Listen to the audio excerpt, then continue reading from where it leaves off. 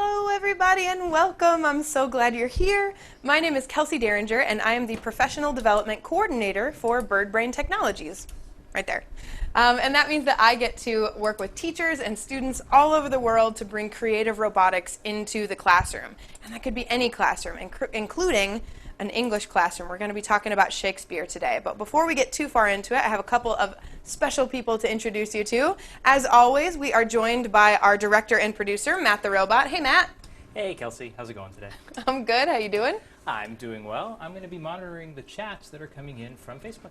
That's right. So Matt is watching. We are live on Facebook right now, and if you are watching live on Facebook right now, feel free to say hello. Feel free to ask questions. Feel free to offer some additional ideas as teachers are sharing their integration ideas. We want to hear from you as well, because Matt is watching his screens very carefully, and he will let us know what you have to say. Additionally, somebody I'd like to introduce everybody to, if you were not here yesterday, is Nicole Stroop. Hey, Nicole. Hey there, how are you? I'm doing great. Do you want to tell everybody a little bit about the Lake County Regional Office of Education in Illinois and what y'all do?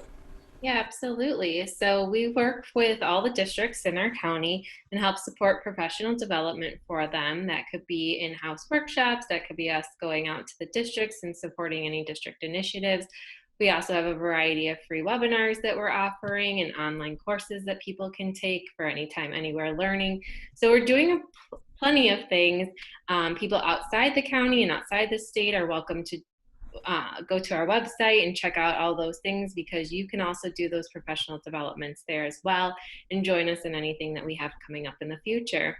So thank you so much, Kelsey, for having us partner with you and providing this awesome workshop. We absolutely love when we can integrate STEM across other content areas, and we really enjoyed yesterday's session. Awesome. Thank you so much for joining us today, Nicole. And Nicole is not just here to represent, she is here to serve in the way of the Lake County Regional Office of Education. And if you want to follow them on Twitter, here's their Twitter handle, Lake County ES. For any Illinois educators who are watching today or who watch anytime this week, this webinar, you can go to this URL right here, tinyurl.com/P credits, and you can get professional development hours for watching this webinar. So the deadline is Friday, the 10th.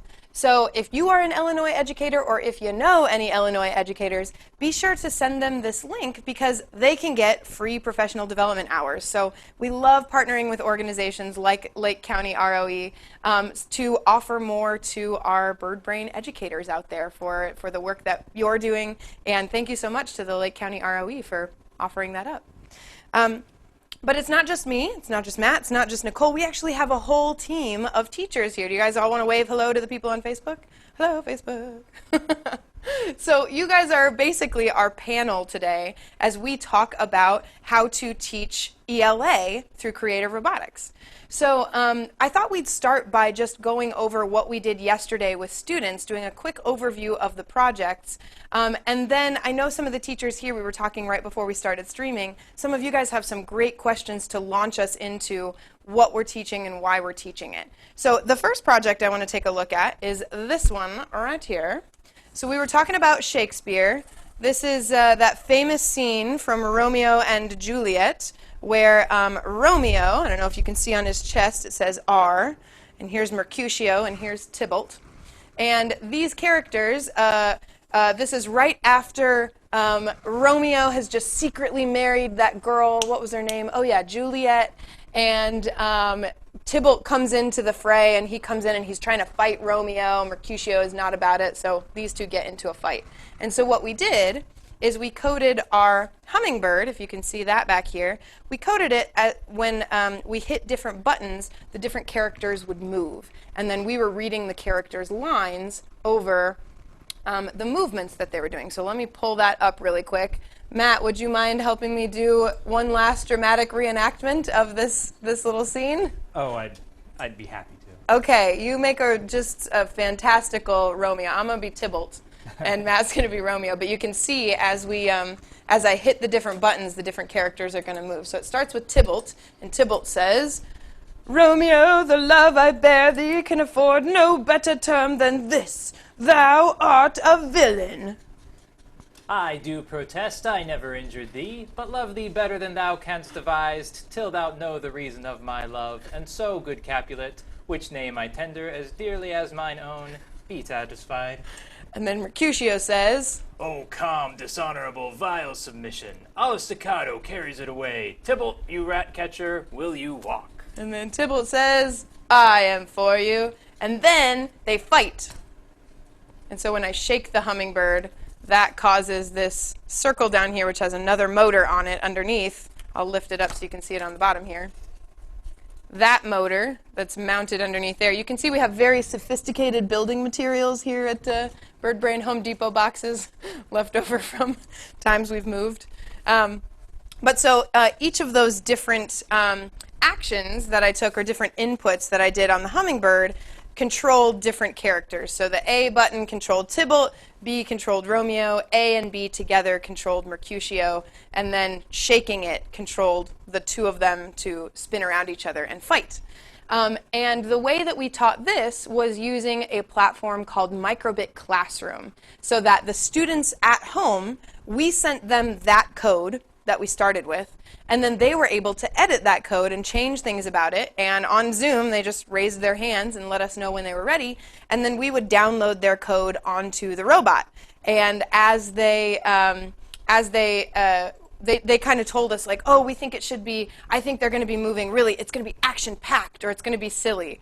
And then so we played silly music cues with it as well. So we did like, I think this one's action. Is that right? Action-packed, and we could read the lines with very action-driven music. Woo-hoo-hoo-hoo. And so we were doing a dramatic reenacting of Shakespeare. You know, you got to put stuff in there to make it silly and fun. I think the only one that got used yesterday, though, actually was the silly cue, which was this one.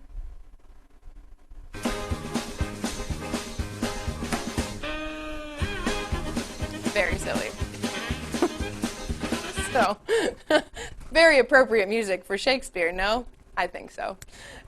So that was the first project we did, and that really kind of like introduced, it set the scene, and it went right up to the fight scene between Mercutio and Tybalt. And then we went over to our side studio over here, and in this studio, or over here, we've got this sword, and that is Mercutio's sword. And I'll switch you places, Matt, so you can go back there. Okay. All right. So we had Mercutio's sword, and the kids were using the remote control feature of Zoom to have their keyboard, when they hit the right arrow key, left arrow key, and up arrow key, they were controlling the sword and where it would go. And there's Tybalt, the cardboard Tybalt, and he is. They're trying to hit Tybalt without hitting Romeo. Oh no! And when they did, whenever they hit Romeo, they only got to hit Romeo 3 times before they were out. So that was a pretty silly project, but the kids giggled the whole time. And oh, the other like textual connection we made there was that here's where they would start, but to initiate the whole process, to bring Tybalt out, they had to say Mercutio's line, "Come, sir, your passado," which is what Mercutio says. So we were like putting them in the role of Mercutio trying to fight Tybalt. So those were our 2 projects yesterday, and to do that, we, like the kind of arc of the story yesterday was we kind of set the scene for the fight, then we had the fight scene, and we turned it into a game over there, and then we came back here, and I came back to this shot, and I kind of reenacted the end of this scene for when, like, Romeo comes between them, so I popped these off, and like he got between them, and oh no, Mercutio got stabbed, and so Tybalt ran away. So I popped Tybalt, oh, and he ran away, and then oh no, guess what, Mercutio, let me pop him up, oh, he died, and Romeo's like, no way, bro, that's my best friend, and he runs after Tybalt, right? So we did the whole, it was like that in the play is probably 10 minutes, and we took like an hour to kind of explore. And so they were hearing those lines over and over again. They were figuring out how those people should act. So we had one learner yesterday say, oh, I wanted to make Tybalt seem a lot more like they made him move a lot more, so that they were like, yeah, he seems like he's really itching for a fight, but that was actually a little more violent than I wanted him to be, and I was like, no, that was a strong character choice. He was he's moving around a lot. So that's kind of a quick overview of what we did yesterday, the 2 different projects and the scene from Shakespeare that we did. But Tyler was asking a question before we got started today that I thought would actually be a great kind of jump into the kind of what we were doing. So do you want to ask your question again, Tyler? Yeah, sure. So from a teacher's perspective, coding and Shakespeare are both challenging topics.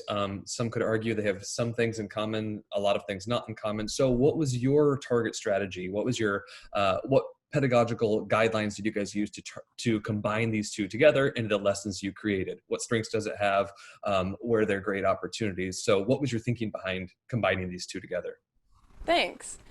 So I'll say mine, and then I want to open it up to you teachers and see what you think the benefits of combining Shakespeare and coding would be. So I'll tell you our thinking, and then I want to hear from you guys too. So our thinking, this is drawn a lot from some of the work that Sue Mellon, who's a teacher just outside Pittsburgh, was doing. She was a gifted and talented teacher, and there was a project she did called Robot Poetry, where she observed that when you had kids build a creative robotics project based on an existing piece of literature, they would have to go back to that primary text over and over and over again to figure out what to make. So it was a really authentic way to get students to engage with a primary text because they were going to have to bring it to life. So I really appreciate the question, Tyler, because we were saying like Shakespeare's hard and coding is hard, and I think when you put them together, they both actually become easier because you're diving into that text and really trying to understand it through like math and repeat loops and inputs, so one sort of becomes a scaffold for the other, and they both boats rise. But this project, this Robot Shakespeare project, if you want to take a little deeper dive in it, is also on our website. So here's Robot Shakespeare. And you can see Sue Mellon was not the only teacher to work on this one. It was also Dana Hrin and Heather Harapko at Springdale Junior Senior High School. They also did this Robot Shakespeare project. Sue Mellon also did robot poetry. But you can see some examples of student work here. Each group of students got a different project. And they had to, I'll actually make this full screen here for a second. There we go. And there we go. That one. Oops. Sorry. And I'll unmute it so you can hear. Killed with piercing steel at Lord Mercutio's breast. Is this the night before some festival to an impatient child that hath new robes, and may not wear them? Oh, here comes my nurse, and she brings news, in every tongue that speaks, but Romeo's name speaks heavenly eloquence. Romeo may not, he is banished. Flies may do this, but I from this must fly. They are free men, but I am banished. And sayest thou yet that exile is not death?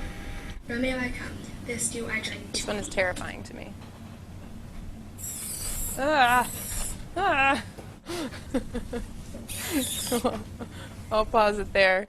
But you can see that each group got a different scene from Shakespeare, and each group was responsible for making like a shoebox diorama, but then they also had to record their voices, reading it, and sync up the robotic project with the recording of their voices.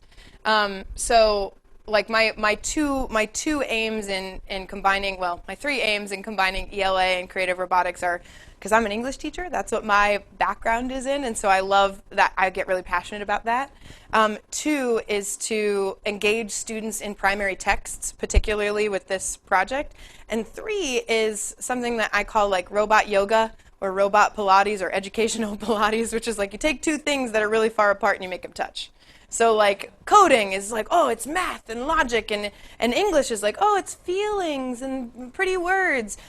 We can learn more about this one by doing this one. We can engage more deeply in this one through this one. So really taking creative robotics and making it not just something that happens in the makerspace, although that's a great place to do creative robotics, making creative robotics a tool that you as a teacher can use in any subject. So like as a tool for social studies or biology or math or English language arts, etc. But I'd love to hear from you guys as teachers. When you think about combining ELA and creative robotics, or your subject, whatever you teach in creative robotics, what do you see as being the benefits there? Yeah, Megan, welcome. Hi. So actually, my company does story-based educational adventures. So you're right up our alley. We teach STEM through story-based adventures. So I love what you're doing, and I plan on definitely catching up with you after this to get more information. I also lecture at Harvard Graduate School of Education about the power of story-based education. And the biggest benefit of it is that it creates an emotional involvement and investment in the story. So they amplify each other because the story provides context, which is a better level of understanding and retention for the student about the story, but also about whatever it is they're learning, whether that's robotics or physics. So I won't bore you, but there is a lot of science that backs up what you're doing, which is that interdisciplinary approach of a story, or in your case, literature, combined with a science, STEM, any other topic. The moment you begin to approach any type of problem or solution and combine it with a story, you're increasing both the retention and the comprehension of the lesson. I love that.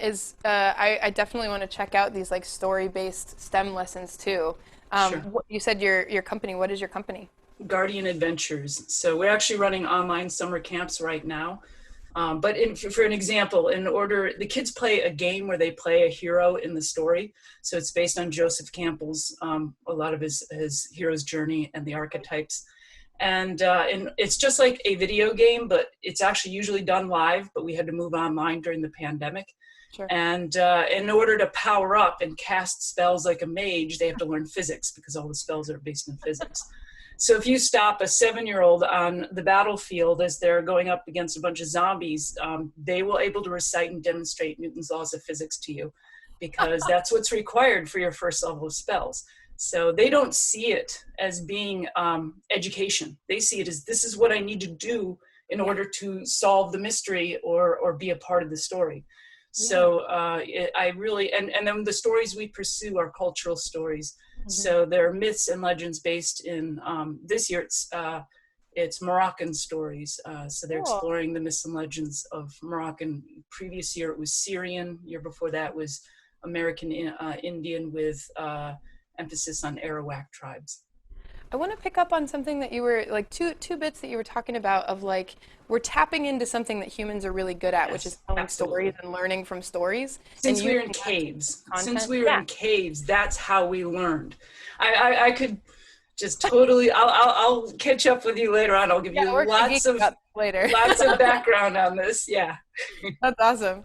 But another thing that you were saying is that the students see the science as a means to an end that they're invested in. They're invested in the story, and they're seeing, in our case, coding, and they're seeing motors and plugging in the motor correctly as an as a means to an end of completing the story. So let me open that up to some other educators who are here too. How do you see that at work in your classroom, or how do you see combining, doing some cross collaborative learning? Coding being a means to a different end. Have you done something like that before? Or where do you see the value in that? Yeah, Gerald. Yeah, so I mean, I definitely have seen that, and I've seen that in both my work as a former middle school teacher and then now as a teacher educator doing robotics and other kinds of technology. And what I found, and particularly with robots or other physical things, there's something about the physicality that provides a context for, the whatever is at hand, that it, I mean, whether we talk about it in gaming terms or storytelling terms, but there's a, you want to get something done. I want Romeo to spin a certain way because I've decided, my group and I have decided that represents the feelings we understand are being portrayed in this part of the scene. And so now I've done two things. I've thought about what's happening in the scene in a way that I might not if I were just reading it. And I'm thinking, because I have a physical object, of how to concretize that. And I found that to be really effective on both sides. So definitely the way you're talking about it, that I heard you talking about it, which is bringing the literature to life. But I've also seen it on the other side, that having the text as an anchor brings the robotics to life. Yeah. In interesting ways. That's such a great observation, Gerald. I really, appreciate that. It does go both ways. That fun projects make coding and ELA seem cooler. Yeah, Tyler. Yeah, I noticed that in my school, a lot of the teachers don't know how to integrate their standard curriculum with robotics and coding. And so it takes a lot of driving from the people doing the coding to say, hey, come join me. Hey, these are tools you guys can use. But once you get everyone on board and starting to buy in, the students will drive a lot of new cool projects and new discoveries that no one knows is out there yet. But you have to take those first steps of saying, let's take your discipline, let's take my discipline, mash them together and see what happens. After a few years of that, the kids will really drive, hey, I have this idea in my history report. I need to go to the makerspace or go have access to the coding and robots so that I can empower my project. And the teacher's like, I don't know how to do that, but you go run with it. So you create these wonderful opportunities just by kind of setting the kindling for students to really run with it. And it becomes really powerful and you learn a lot from it as well. The word that brings to mind for me is community. When you're doing when you're crossing over a curricula between this class and this class, you're creating a learning community. You're lifting up math experts and reading experts, and that those are both valuable, and that in math class it's appropriate to go seek input from an English expert and vice versa. You're creating a community that the students have access to. I love that. Yeah, I think it's cool to get people to see that coding and robotics and these things are tools and not subject matters that just sit outside, that they can empower any other subject. So getting into that community of learning is where the fertile ground is. I love that. So a couple other questions that folks had were about how to set up Microbit Classroom and how to set up our Zoom remote coding. So I wanted to show you all how to do that really quick today. And I say really quick because it's like literally really quick to do this. So I'm going to take you from the beginning. It's going to take about 5 minutes for me to show you how to set up Microbit Classroom for this, and maybe about the same for Snap. But what I want to make sure we take time for, if I just rushed through it, it would take 5 minutes. But I want you guys to be sure to ask questions as we go. Say, wait, what was that?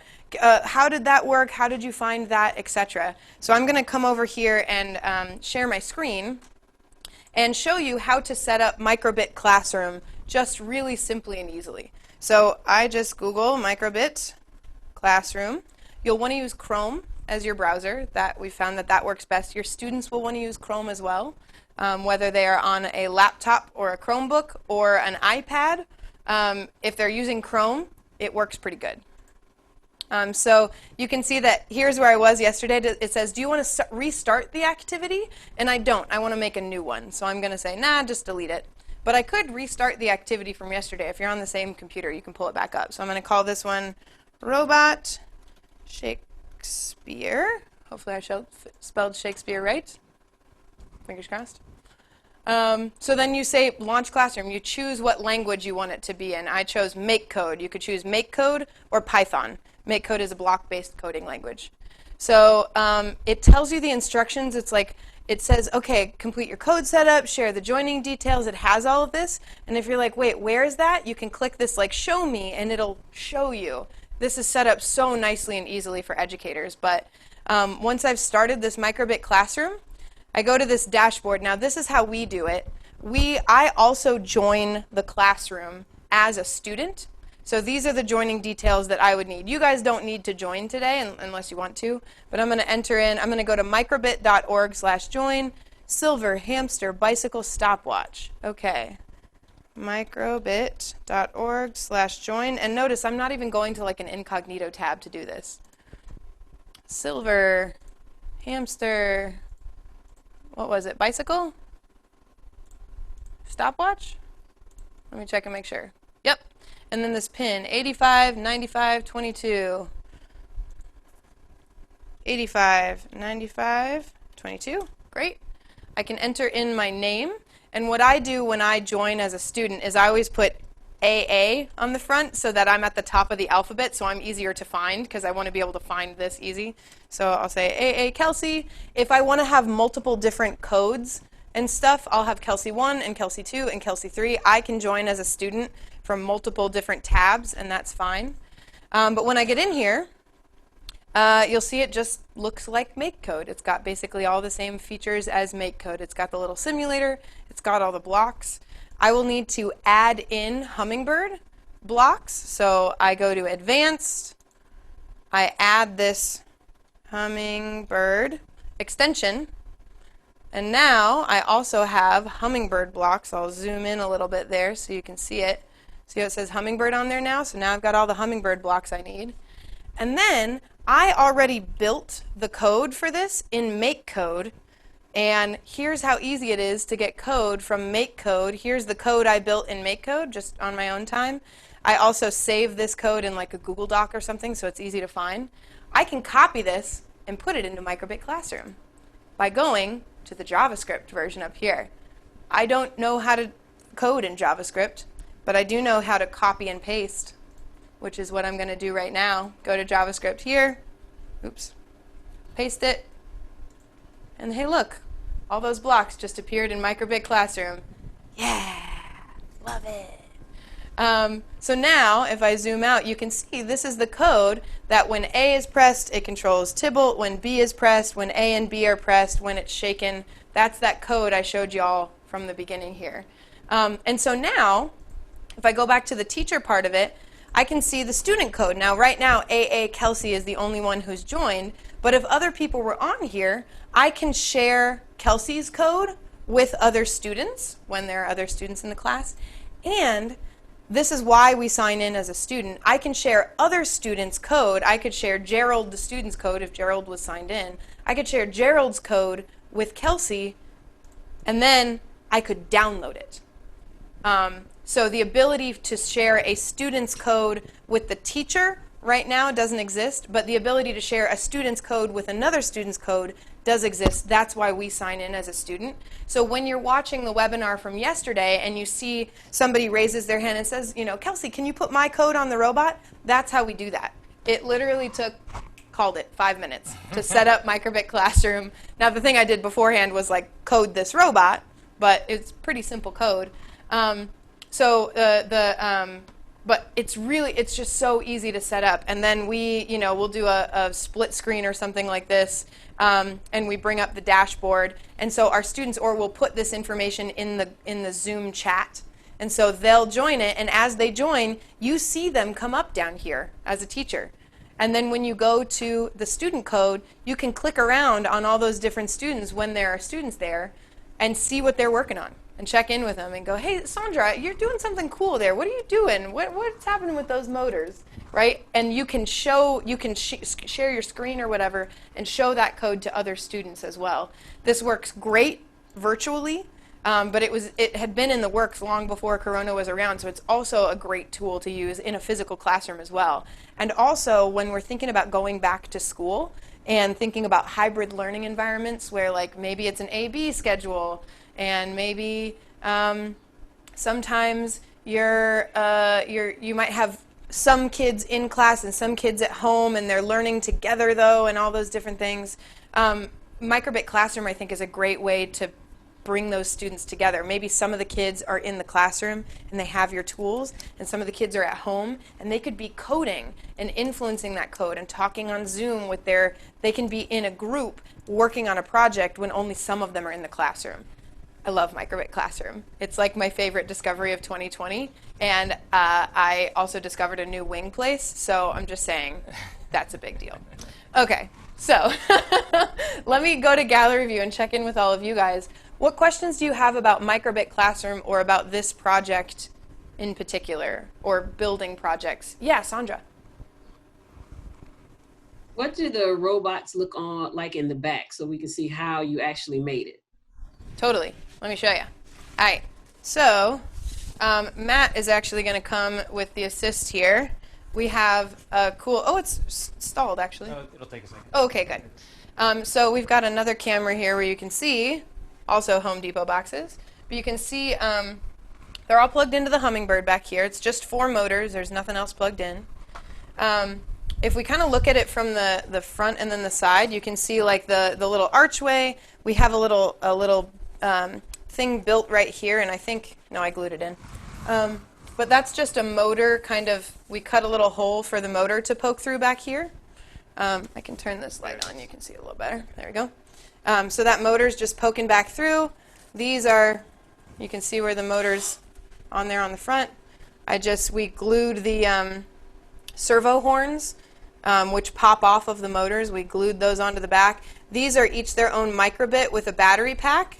So we wanted to make the characters look like Matt the Robot and like our little bot design. So we made these like 2-dimensional little bots. But they just snap right on to there. Fancy way to say that is pressure fit. They snap. But then to keep this part upright, we used a little bracket here, so a little like triangular piece that's holding up the backing, and that's hot glued and braced a little bit here to keep it up. And then if we go to the front here and look at this circle, these guys, so Romeo moves, if we look at Romeo, he moves back and forth like this, but Mercutio and Tybalt, they move back and forth like this, kind of on a different plane. But they also just pop on there, and you can see, same technique. There's a motor. We cut a little hole and sunk part of the motor down into this circular piece. Now the circular piece I can't take off because it's screwed in, but we can see it from underneath. So if I turn this a little bit, actually I'll unplug the Hummingbird so I can turn it. There we go. Now you can see underneath there, there's just another motor underneath there. And we've mounted that motor to a circular piece of cardboard, and if we turn it all the way upside down, it's another motor stuck through. Like that technique of cutting a hole and putting the motor through it, we use over and over again. But it's sticking out the bottom. We strung the wires under the bottom so that they were not going to get tangled and stuff, and I made some little feet to elevate it so that the motor wasn't hitting the bottom there. And then we made this little front piece here to be like a stage, because we didn't like seeing underneath that circular thing there. So then all the wires that came through the bottom, all those wires just poke out the back here, and then we used some extension wires which come in the premium kit that make your servo motor wire longer. So we used some extension cords basically to make that a little bit longer, and then we had to reinforce some of the heads with some popsicle sticks because they were getting a little floppy. So that's the basics of how we made this project. It's basically that one technique of cut a hole and insert a motor 4 times on different planes of existence. But that technique, let me show you where to find that on our website, if I can real quick. So on our website, you could just search for build, and this will take you to our build page.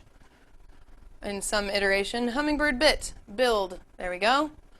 And on here, somebody earlier before we started broadcasting was talking about mechanisms. There's how to make mechanisms. There's some simple robotic projects, much simpler than this one. Hey, there's that little bot design. You can make your own little bot at home. These are all tutorials, little video tutorials that'll teach you step by step how to make each of these projects. But if you keep scrolling down, there are Hummingbird hacks. So there's like cardboard attachments, like that bracket that I just talked about, how to make 2 things stand up against each other. So there's different ways. There's a flange and an insert. But there's also adding Hummingbird components. And I think this one? Yeah, this one goes through that technique of put your motor down, trace around it, cut out that rectangle, and then you can insert that motor in there really easily. And that technique we just did 4 times basically to make this project. But I bet you were not the only person to wonder about that, Sandra. Did that answer your questions about how this one was built and where to find some resources about how to build that? Cool. What other questions do y'all educators here on Zoom or on Facebook have about Microbit Classroom, about this particular project, or about using Microbit Classroom? What are you thinking? Okay. If you think of any, let me know. I want to now talk about this other project over here, this other one that people were pretty curious about. So we have, could you grab the iPad back, Matt? Okay. So we're going to kind of show you, this is what it looks like. This is what this like Stide Studio looks like, and I'll go to our iPad. Oh, here I am. Hello. That's an awesome frozen image of me. Okay, there it is. So if you come back over this way, Matt, it was frozen for a second. So here I am in this main studio with Shakespeare. You can see all our lights and our setup and all the things. And then if we go over there, you can see we have this little side studio with my Beyonce fan over here keeping me cool. But this is our side studio. So that camera that we cut to is right here. And then the background, we have a table covered in black paper and some black paper back there. But then that sword, if I can move it so you can see it on camera, I'll put it right there. If I cut to the studio, that's what you saw, right? But if I go back to Matt's iPad, this is what it is. It's just a little mount and one motor taped to a table. But because of the magic of filmmaking, it looked like you were holding the sword, right? So again, can you go in real close on that again? Same technique. We cut a hole and we inserted a motor. Best thing I ever learned to do with a motor. Just cut a hole and put it in there. So if I go back to our studio version, this is what the studio thing looked like. Why don't I hold the iPad, Matt, while you show people how Tybalt works? Okay. So Matt's going to bring Tybalt and Romeo in. Okay.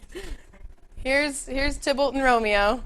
Matt is wearing black. You can see his little red dot back there from his mic pack. But if I go to the iPad, someone was like, oh, are those on motors? Nope. That is Matt holding them up.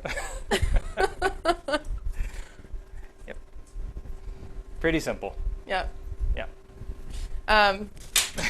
So as far as how that was constructed, sort of a combination of robotics and puppetry, which Matt Chilbert is an extraordinary puppeteer and puppet maker and puppet thinker.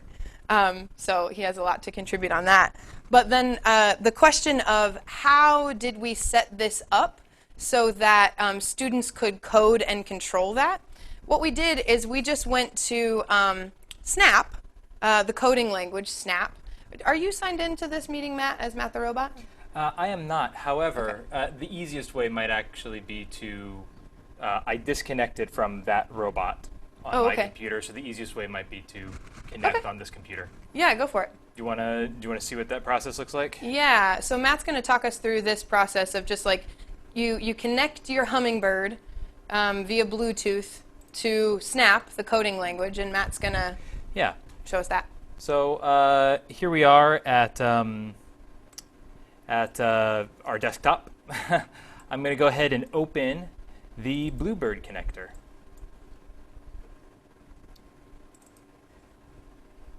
Oh, it's opening over here. No, it's on the wrong side. There it is. So when the Bluebird connector opens, it looks like this. And it is looking for a Microbit or Hummingbird bit, in this case, that is putting out a certain signal that we loaded onto it. It has found one. This is named Inspiring Yellow Hamster. And if I were to connect to it and then open the programming language Snap, here it is right here. So then I could just simply build a program, and the program that I built looked like this.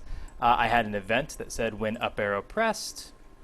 I added a Hummingbird block so that when the up arrow was pressed, my sword would go to 90 degrees, which was straight forward. I think when right arrow was pressed, it was going to 180. And when left arrow was pressed, that servo, or the sword that was on top of the servo, was going to angle 0. So now if I were to go back here, this is me hitting the up arrow, this is me hitting the right arrow, this is me hitting the left arrow. So that's kind of, that's sort of what it looks like. Then what we could do from this point is really cool. I could come back over here to Zoom. I could share my screen. I could choose which screen I want to share. I know we've probably all done screen shares here before. I click share, and then what I could do is choose somebody in this meeting who would like to take control of my computer. Is somebody here interested in taking control of this computer? Raise your hand if you're interested. I see a lot of smiling faces. There you go. Sandra wants to do it. Okay, great. So we're going to go remote control. I'm going to let Sandra take control of the computer. And Sandra, if you click the, if you simply click your mouse on the screen, there you go. You now have control of the computer. So up arrow will control our, will control the, will make the sword go forward. Right and left will make the sword go right and left. Now we have a bit of an unfortunate problem here. Let me see if I could solve it. Oh, there it is. Looks like we kind of have. Yeah. So Sandra, if you could click the screen one more time. It should. There you go. So now hit your right and left arrow keys, and let's see if that works. No. If you use your mouse and you just click on those, and you click on those blocks. Nope, you're on the. Oop. Hey. So this is why we usually connect with another computer. Yeah. Because this will give students full control over our computer. So we usually have sort of a dummy computer that we use to let the students take control in this way. I'm going to go ahead and take control back real quick, just for a moment. So go ahead and click your screen one more time there. Excellent. And now drag the mouse down and hit the right arrow. You can like click on where it says, there you go. There you go. You got it. You got it. So now, depending on how you have your screen oriented right now, you may or may not even be able to see what you're controlling. You need to sort of make the window that shows the sword a little bit larger. But yeah, and I messed you up, Sandra, because I was clicking around. This is why we do it where we have Matt join the Zoom call from a different computer so that people are controlling his computer and I can still be clicking around and doing what I need to do as the facilitator of the lesson. So that was totally me being just not very thoughtful and ending it for you, Sandra. Sorry. But that's how we do that. So you can use the Zoom remote control feature where a student can take control of. You can do just a single like Chrome browser. You can kind of limit how they do it, but they are taking control of your computer, which is again why we do a second computer so that I can continue to teach and you can continue to see me and I can continue to show you what I need you to see there. But then the last, somebody was at, Sandra said, can you do the same thing in Scratch?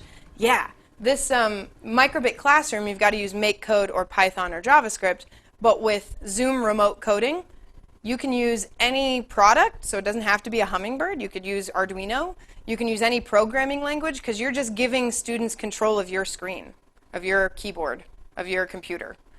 So it could be any coding language. You could do it with Scratch. So it's really versatile to do that. It's basically like a budget, remote control for your computer. Yeah. It's free. Thanks, Zoom. And the one other element that you guys might have seen during that was that we made this into a game. So to bring up those Romeo heads and X them off every time he hit Romeo, somebody hits Romeo, we were doing that with our video software that we use that's called OBS. And so we kind of loaded those in as overlays. So if I go over there, you can see that those heads, you guys will see my shirt here. You guys will see that those heads are like over the top of the screen, right? I can't touch them. They're not anywhere. So those are part of the video editing stuff that we have here. So, if we got it, might as well use it, right? But that method of doing remote control robotics is just super easy because you can create the code on your screen. You can create code that works.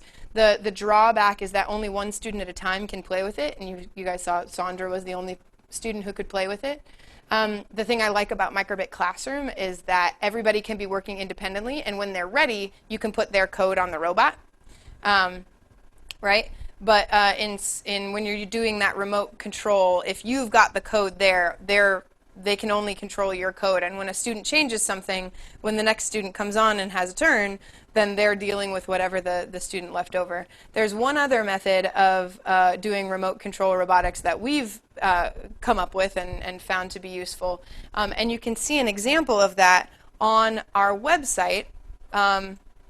If you go to At Home, and you go to, I'll make that a little smaller so y'all can see it. So if you go to our Robotics at Home page, and then if you go to Remote Robots, this is using something called Blocks. And this, at any time, you or your students can come onto this website, and you can control the dragon, which is in Tom's house right now, or the gnome. I haven't played with the gnome before. Let's play with the gnome. And so you'll see the gnome is highlighted here. And I can connect by pressing the C key, and then there's about a 10 to 15 second delay here, but in 10 to 15 seconds you'll see this switch from being a check mark to an X, and it'll show you that it's connected here. And I could click the green flag, hey look, it turned to an X. And I could click the green flag, and then the gnome's going to do something when it receives that code. And so it's pretty fun being on calls with Tom when he's working in his office, because periodically there will be like a zhoop, zhoop, zhoop, zhoop in the background because, hey, there it is. Zhoop, zhoop. So that's happening in real time.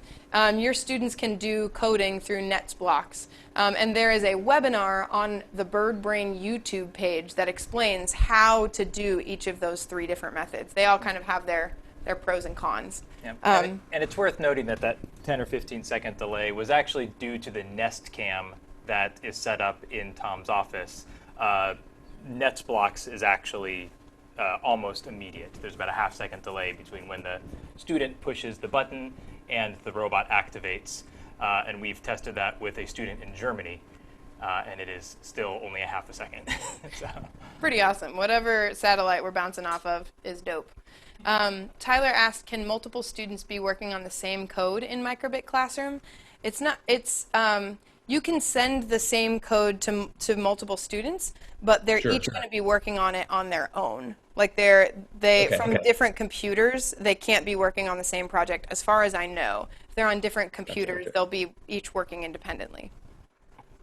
I was wondering if you could use the Zoom feature of breakout classrooms in conjunction with Microbit Classroom so that students could be collaborating in small groups. But I can see how that would be pretty tough as well. Okay, cool. Yeah, I am learning the limits of Zoom breakout rooms. Oops.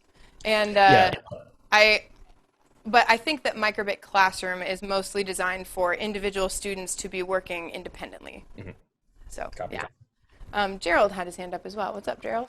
Yeah, I was just going to suggest, I'm sorry, I was just going to suggest using breakout rooms and then kind of the way that you would in a physical classroom where, there's one computer and 2 kids, so they're talking to each other while one of them is operating the computer. I think that could work in Zoom classrooms.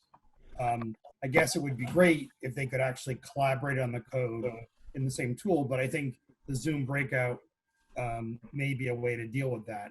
And then just like normal, you could jump, as the instructor, you can jump from group to group and talk to them about what they're doing. Gotcha. One last fun question from James, which was, how do you sense when the sword hits someone? The answer is so much simpler than you would think. It's because, do you want to take this one, Matt? How do you know when it got hit? Yeah, I mean, just because I was controlling it with my hand, when I would feel that the sword hit me, I flung the puppet across the room. It was very, very low-tech solution for that problem. And to do the different X's like over the faces, we just hit different things. So when I went here, I would hit like I was doing those myself. So whenever Matt would make a noise like, I would. Right. It was that part was not technical at all. Those are just hotkeys that we set up in OBS. But we're running short on time. I can't believe it, but we are. So I want to make sure that, again, for any educators out there who are in Illinois and who are watching this either live on Wednesday or any time during the day on Thursday and Friday, if you would like to receive professional development hours, you can get those through the Lake County ROE, very graciously offered to give those to any Illinois educators who are watching this week. And you can go to this tiny URL here and fill out that form and then get those professional development hours. Just do that before Friday. And you can fill that out for yesterday's webinar and for today's webinar as well. That works for both of them. So do you have any final words that you'd like to say, Nicole, as we get ready to wrap up? No, just thank you again to BirdBrain for providing this awesome workshop. I think it's really great when you can try and encourage teachers to use the content that they're using in their classroom and then also give students that experience with coding and kind of embed the two. So we just absolutely love your product. We're looking forward to using it in some spring sessions that we're going to do for coding. So some information will come out on that. And again, people are welcome to take a look at our website. It's lake.k12.il.us. And we've got some free things up there. So if you're from other states other than Illinois, we're still happy to have you join us for future events. So thank you again. This has been really fun. Thanks so much, Nicole. And we are always looking for organizations and networks to partner with on these webinars, especially folks who can bring something to our teachers too, like free PD hours or other things to connect to. So I definitely encourage you to check out the Lake County ROE because they've got some awesome professional development coming up for this fall. So stay tuned, follow them on Twitter, and even if you're not an Illinois educator, you will find so much value in the work that they're doing. So make sure to visit our website to check out all of those different resources that we talked about, birdbraintechnologies.com. And if you specifically want to access the remote robotics, the courses that teach you how to use a hummingbird from home. It's me and Matt talking to you live, well, not live, talking to you not live, via video, teaching you how to use your hummingbird with either MakeCode or Bird Blocks. So whether you've got a laptop, Chromebook, iPad, we teach you how to do that. Plus, you can find all of our live classes coming up, actually live. I'm using that word correctly now. So you can find all of our live classes coming up. We've got 2 more coming up next week. We're going to be doing something similar but different with robot poetry next week, and we're going to be partnering with the South Fayette teachers, some South Fayette teachers, and we're going to be focusing on a little bit younger students, sort of the 3rd through 6th grade range versus middle school, high school, which is what we were talking about with Shakespeare. So definitely check those out, sign up, and join us next week. If you have any questions about anything, or if you think you'd be a great partner, if you've got an organization or a network that you would like to work with us, we're going to take a couple weeks off at the end of July to kind of reset and move things around a little bit, but then we're looking for partners for webinars for August and beyond for both the Hummingbird and the brand new Finch 2.0. So stay tuned for those. And then finally, if you're looking for ways to get inspired, you should follow us or tag us on BirdBrain on our different social media platforms. So you can tag at BirdBrain Tech on Twitter and Instagram. You can put hashtag Hummingbird Kit. You can follow us on our Facebook page where we are broadcasting live today. So from all of us at BirdBrain, thank you so much for joining us today. If you're here on Zoom, feel free to stick around for a little bit, but we're going to end our live broadcast here. So thanks so much, Facebook. Bye. Thanks so much, Nicole. Thank you so much for joining us today. We can't wait to see what you make on social media. On Twitter, Instagram, and Facebook, you can tag at BirdBrain Tech or hashtag Hummingbird Kit, or you can even tag me. If you have any questions, be sure to email us, info@birdbraintechnologies.com. We can answer questions about purchasing, about learning, about teaching, and about professional development. If you haven't been there yet, be sure to visit our Robotics at Home page. There you can purchase a kit for yourself, learn how to use it, and even join one of our upcoming webinars. Until we see you in class, Thanks for watching from everyone at BirdBrain Technologies.